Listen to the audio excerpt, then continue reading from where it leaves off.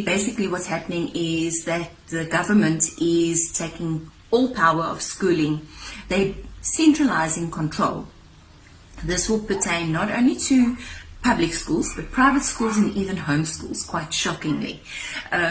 So broadly, just speaking quickly, what they want to do is government will have the final say over the language policy of your school, the admissions policy of your school, and the curriculum policy of your school. So let me put it in short for you, and then you should definitely go watch this video. I'm going to try and put the original on my page. But basically, that sexual education crap that is happening in America, sexuality and bull twang like that, will be put into the schools. We rejected it earlier because there was a governing body. Now the governing body will have no say. You could be criminally fined or charged up to 12 months in jail if you do not put your kids in school from the ages of 5. You have to put them in the ages of 5. And if you cause any form of interruption in that, you can also get fined in that. So you're not allowed to protest at all. You have no say, zero say over your kids' education now. You're not allowed to keep them out of school. You're not allowed to do any of that. You have to teach them what the government says that you must teach them. If you don't do that, problem as well. And finally, you are also then going to be forced immunization in terms of anything. So if they decide that that vaccine that we had a problem with is important and imperative, then you have to do it. And if you don't do it, you can't let them be administered into school. And if they're not administered into school, you get criminally charged for keeping your kid out of school. You see? 0 rights. 0. But they can't keep the lights on or the water on. Let me show you what it actually looks like when these people go to these public hearings. Great. Thank you very much. Chairperson, hello. Members of Parliament, Sanbonani, hi. And fellow South Africans, hello. I am rejecting this bill. It's nonsense. I'll tell you why. Children do not belong to the state. Children do not belong to politicians. Children do not belong to union members. They belong to parents. Parents are the first line of call in who makes decisions. No, let's not do that. Let's not do that. Parents, as I said, are the first line of port of call as to who should make decisions about their children, not you, as the political elites, and definitely not any political party, whether it's the DA, ANC, really, I don't care, as I like to say, #politicians are trash. And with that being said, let me say the following.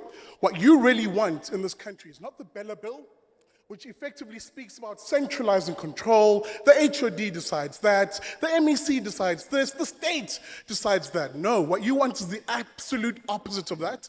The parent decides this, the community decides that. The school belongs to the community, not to you, the politicians. I will end here. What you therefore want is not the Bela Act, or rather the Bela Bill, because you want to make it an act. What you really want is a policy of school choice. The idea that if you really stand for poor people, if you stand, that's fine, I'm going to continue. No. If you stand... Address me. Order.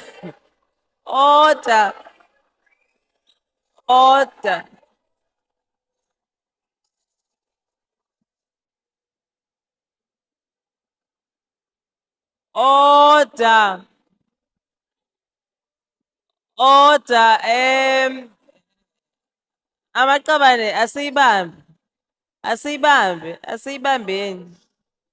High levels of morals and discipline are very important. Very important. Patience to you as the speaker as well. Don't Agree. address the masses. Agreed, Chair. Agreed. Speak to me.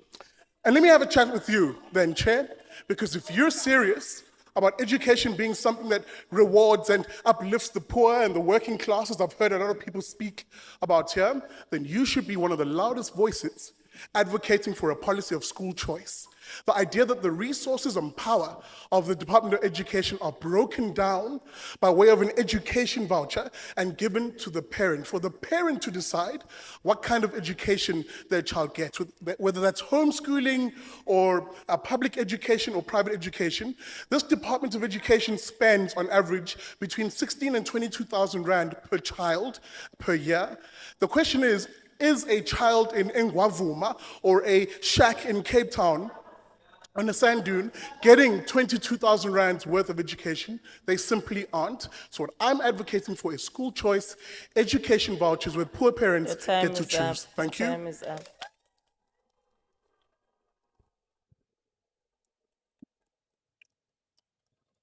Oh no! Order! Order! Order!